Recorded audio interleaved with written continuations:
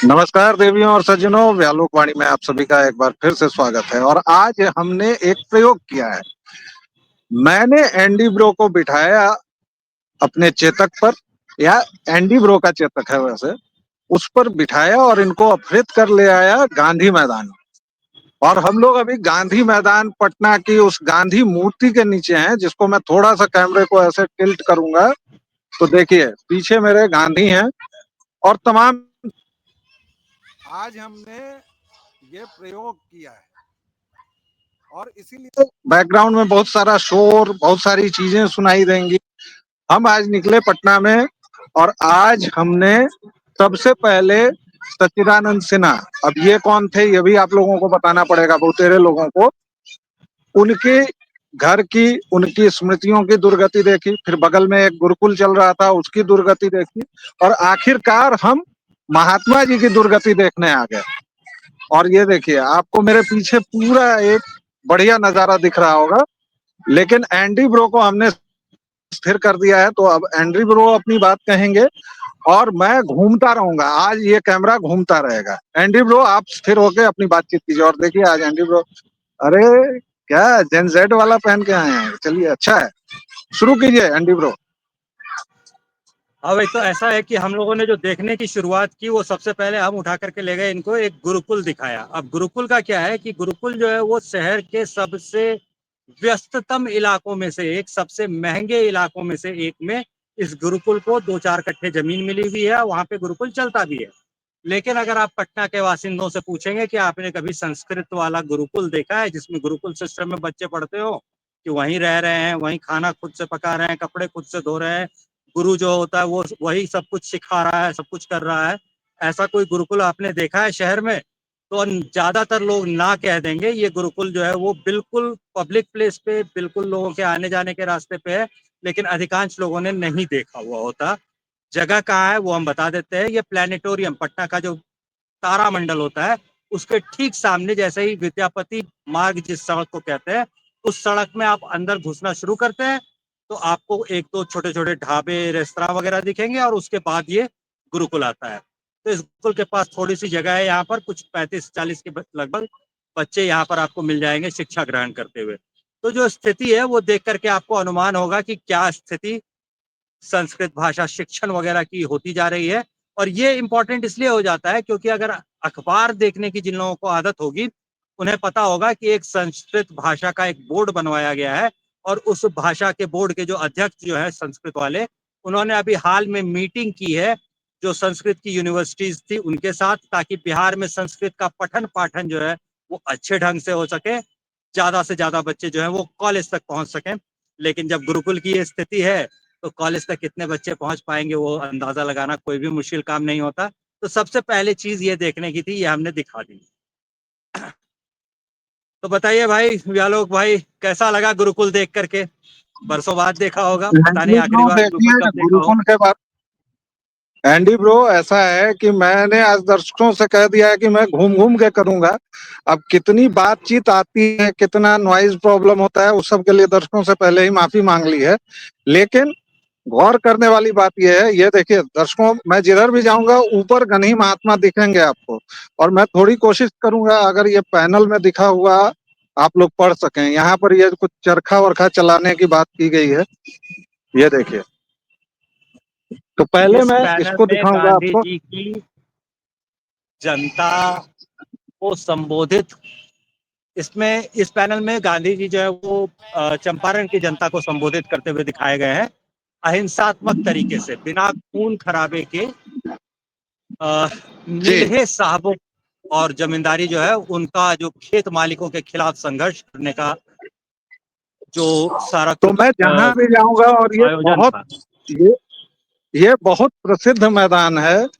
लेकिन पहले गुरुकुलों पर बात करेंगे कि गुरुकुल में हम लोग जो देख कर आए हैं, देखिए पहले तो मुझे झटका लगा। और यहाँ से देखिए गणेश महात्मा पूरे दिख रहे हैं ऊपर मेरी ओर, वही बैठे हुए हैं।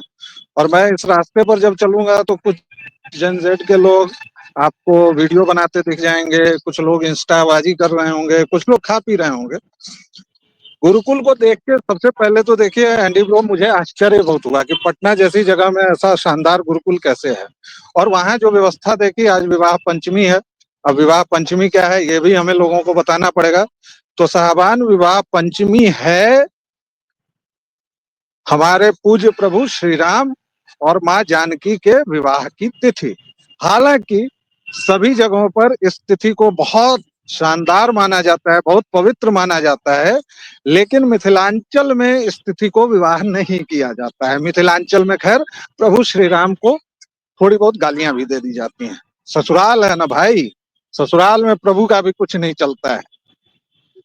तो आज ये गांधी मैदान का पूरा इलाका मैं कोशिश करूंगा, हालांकि पता नहीं है, मैं मोबाइल से कर रहा हूँ, इसलिए आप लोगों को कितना दिख रहा है कितना नहीं दिख रहा है। और ये बालक देखिए, मुझे देख के बहुत चकित सा हो रहा है, क्रिकेट खेला जा रहा है, तमाम चीजें। लेकिन वापस अपने टॉपिक पर, तो एंडी ब्रो, मुझे सबसे ज्यादा आश्चर्य हुआ कि ऐसा एक गुरुकुल है और किसी को पता भी नहीं है। कमाल की बात है। और उसके बाद जब हम लोग गए तो हमने पुराने वाले म्यूजियम को रेनोवेशन के नाम पर उसके साथ अत्याचार होते देखा। बगल में ही सिन्हा जी थे। अब सच्चिदानंद सिन्हा कौन है? आज जब बाबा डॉक्टर की इतनी जय जयकार हो रही है तो सिन्हा जी को कौन सुनेगा और कौन पढ़ेगा। लेकिन थोड़ा सा उस सिलसिले में बताइए हमें कि सच्चिदानंद सिन्हा, जिनकी मैं ऐसे भाव विगलित होकर बात कर रहा हूँ, वो कौन थे और उनका क्या योगदान था। दर्शकों, एंडी ब्रो बोलेंगे और मैं कैमरा घुमाऊंगा, आज मेरा यही काम है। एंडी ब्रो, शुरू कीजिए। ठीक। तो ऐसा है कि सच्चिदानंद सिन्हा वगैरह का जब जिक्र आता है तो सबसे पहले आपको ये समझना होगा कि पटना बनना या शहर बनना कैसे शुरू हुआ था। तो अभी जो मौजूदा स्वरूप जो हम लोग देखते हैं, इसको हम लोग, जिसको हम लोग मॉडर्न हिस्ट्री कहना में यकीन रखते हैं, उसमें होता क्या है कि 1850 के बाद का दौर दिखाया जाता है। तो 1880 के दौर में क्या हुआ था कि पटना में जो है यहाँ पर हाईकोर्ट बनना शुरू हो गया।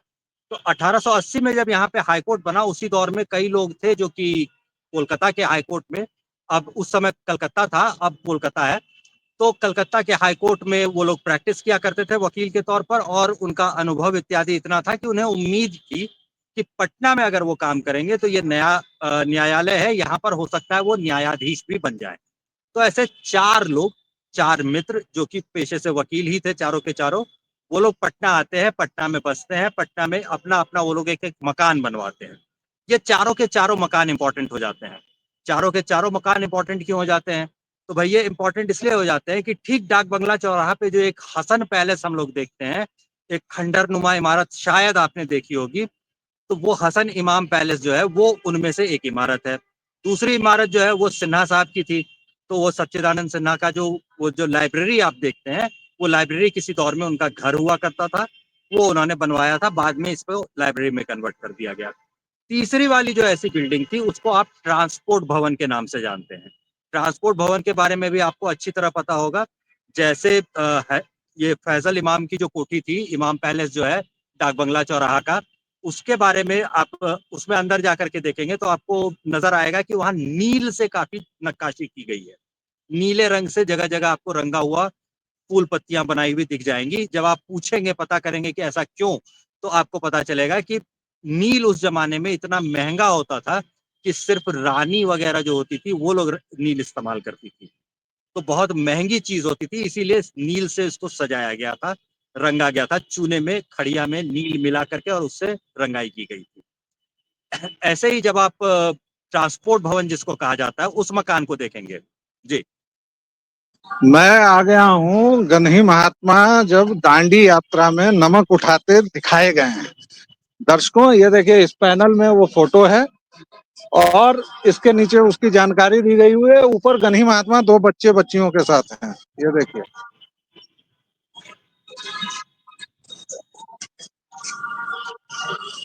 अच्छा, नमक सत्याग्रह के साथ एक इम्पोर्टेंट जानकारी, नमक सत्याग्रह में जितने लोग बीच पकड़े में गए। आप बोल दीजिए एंडी ब्रो जो लिखा हुआ है, जब तक हम लोगों का चल रहा है। अब ये तो देखेंगे कैसा आया है।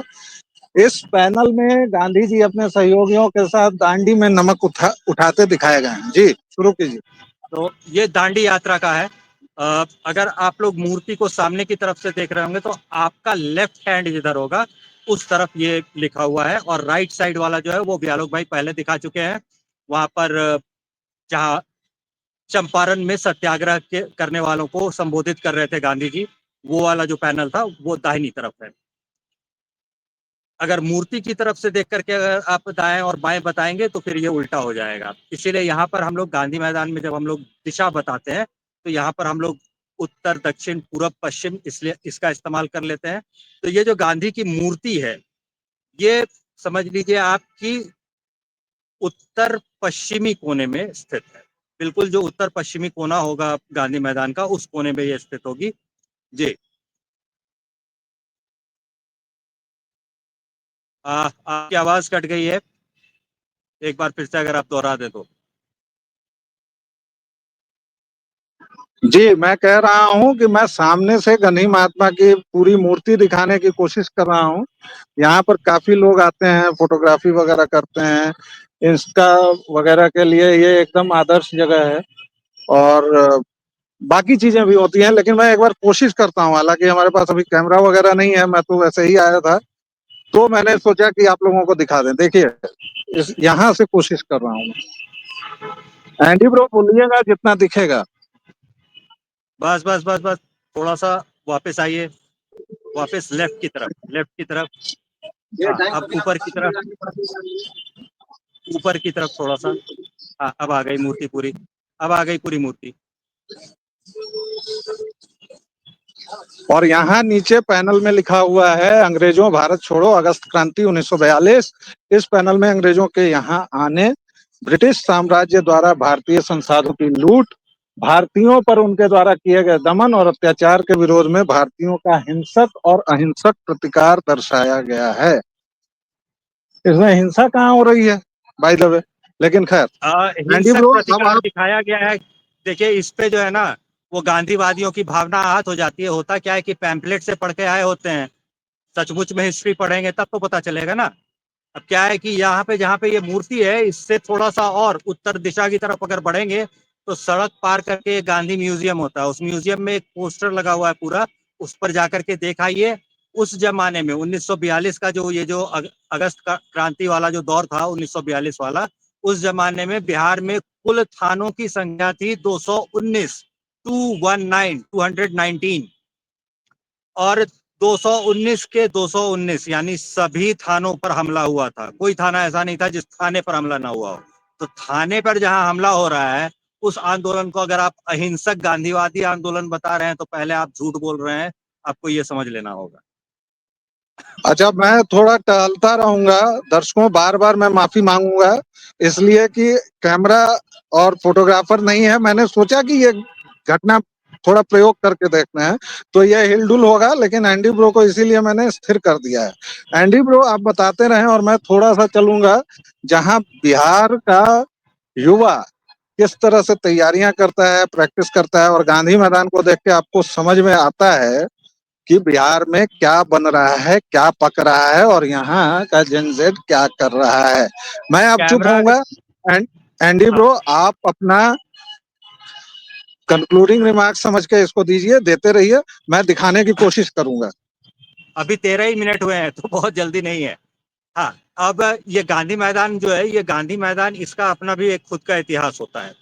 खुद का इतिहास इसलिए होता है क्योंकि ये गांधी मैदान हमेशा से अभी जैसे पर्पस के लिए इस्तेमाल नहीं होता था।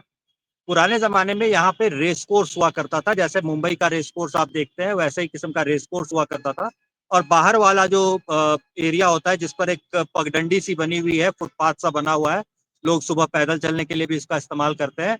वो बाहर वाली जो पगडंडी थी वो वाली पगडंडी करीब करीब घोड़ों का दौड़ने का रास्ता था, और इसके बाहर लोग बैठते थे। अंदर और भी जगह थी, जैसा कि दूसरे रेस कोर्सेज में होता है वैसा ही यहाँ पे सब कुछ हुआ करता था। बाद में जुआ और रेस कोर्स वगैरह जो है ये सब प्रतिबंधित हो गया, तो यहाँ से रेस कोर्स वगैरह भी गायब हो गया। आजादी देखिए, से मैं काफी अब पहले ही मैं गांधी अब मैदान जो है लगभग वो राजनीतिक रूप से बहुत इंपॉर्टेंट हो चुका था। जो मैं आदमी अब गांधी आगे। मैदान में आकर के भाषण नहीं दे चुका है उसे हम लोग नेता नहीं मानते। राष्ट्रीय स्तर का नेता नहीं हो सकता वो, जब तक वो एंडी ब्रो, गांधी मैदान पटना में आकर के भाषण न दे ले। जी। एंडी ब्रो, मैं अब पहुंच गया हूं। आप साथ साथ बोलते रहें, और जल्दी इस बात की भी है कि बैटरी जाने वाली है, केवल 3% बैटरी बची है। तो आप बस देख लीजिए, मैं जब इधर दिखाऊंगा तो लगभग नारंगी सी टी शर्ट में लड़कियां कुछ प्रैक्टिस कर रही हैं, उधर कुछ लोग हैं, इधर लोग क्रिकेट खेल रहे ये वो हैं। जिम्नास्टिक वगैरह की प्रैक्टिस कर रही होती है। जी जिम्नास्टिक की प्रैक्टिस के लिए मैदान के बीचों बीच बहुत से डनलप और बेड्स जैसे चीजें, गद्दे लगा करके रखे गए हैं। वहां पर जी। कुश्ती, जिम्नास्टिक जैसे खेलों की लड़कियां वहां पे प्रैक्टिस मैं कर रही मैं होती हैं। कोशिश कर रहा यही हूँ, वजह दूर है। दिखेगा। अभी देखिए आप फंड्स का हिसाब किताब समझिए। आप खेलों के लिए गुजरात को कितना फंड दिया गया वो देखिएगा, और बिहार को कितना फंड दिया गया देखिएगा, तो वो 10 गुने के करीब का आपको अंतर नजर आ जाएगा कभी भी। और अगर आप मेडल्स की गिनती देखिएगा तो बिहार की लड़कियां जो इतना ज्यादा मेडल ला रही हैं, तो इसके पीछे देखिए मोटिवेशन किस तरह से काम करता है। तो श्रेयसी सिंह को ला करके खेल मंत्री बनाया दिया जाता है। लड़कियां पहले से उनको अपना रोल मॉडल मान रही हैं। खेल की मंत्री जब वो हो जाती है, तो अगेन महिलाओं को, युवतियों को इससे ज्यादा जो है वो प्रेरणा मिलती है, या एक प्रेरक व्यक्ति जो है उनको हर रोज टीवी पर, अखबार में, समाचारों में कहीं ना कहीं दिख जाता है। उसकी प्रेरणा जो है वो कायम रहती है। तो ये जो काम है ये अनोखा काम है। बाकी राज्यों में भी होना चाहिए, लेकिन वो लोग जो है वो लोग थोड़े पितृसत्तात्मक होते हैं। बिहारियों की तरह स्त्रियों को ज्यादा जगह नहीं देने वाले लोग नहीं होते वो लोग, तो इसलिए वो लोग ऐसा एंडी करते हैं। ब्रो, कोशिश कीजिए देखने की और बताने की, मैं दिखाने की कोशिश कर रहा हूँ। जी, ये दौड़ने की जगह है। अभी बिहार में जो पुलिस भर्ती वगैरह शुरू हो गई है, उसकी वजह से आपको युवा बहुत सारे दौड़ते हुए, स्पोर्ट्स की प्रैक्टिस करते हुए, कम से कम जॉगिंग और दौड़ने की प्रैक्टिस करते हुए तो जरूर दिख जाएंगे। तो इसमें जो है वो आपको सारे ही किस्म के लोग मिलेंगे। जिनकी हो गई है सिलेक्शन किसी में, वो भी मिल जाएंगे। जो सिलेक्शन पाने की कोशिश कर रहे हैं, ऐसे कुछ छात्र भी होंगे। ये सभी छात्र यहाँ पे आपको दौड़ते हुए, एक्सरसाइज करते हुए दिख जाएंगे। ओपन जिम वगैरह जो होता है वो सब कुछ जो है वो सब भी बना दिया गया है। तो यानी इंफ्रास्ट्रक्चर के लेवल पे अगर कोई ये सोचता है कि बिहार में ये चीज नहीं होगी या नहीं है, तो वो गलत सोच रहा है। ये चीज आप गांधी मैदान देख करके भी समझ सकते हैं। अगर आप 15-20 मिनट आकर के अगर पटना आते हैं, तो एक दर्शनीय स्थल की तरह आप गांधी मैदान को भी कंसिडर कीजिए, और गांधी मैदान भी एक बार आकर के जरूर देख लीजिए। राजनीतिक रूप से और बाकी चीजों के हिसाब से भी हर तरह से गांधी मैदान एक दर्शनीय स्थल होता है। हम लोग अगली अब बार मैं आ गया फिर से हूँ। कोशिश करेंगे अब मैं बेहतर कैमरा वगैरह के साथ, की कोशिश की जा सके कि एक बेहतर इससे रिकॉर्डिंग हो सके गांधी मैदान के बारे में। फिलहाल के लिए मुझे लगता है कि हम लोगों को बातचीत अपनी यहीं पे रोकनी होगी। मैं आ गया हूँ। सामने गनी महात्मा है, पीछे बरगद है। अब आप लोग तय कीजिए, और ये पहली कोशिश की है हमने, एक प्रयास किया है। आपको कैसा लगा बताइए। बहुत बकवास लगा तो आगे से नहीं करेंगे, बहुत अच्छा लगा तो फिर से करेंगे। बस इतनी सी बात है। व्यालोक वाणी पर अपना स्नेह और प्रेम बनाए रखिए। जय सिया राम। जय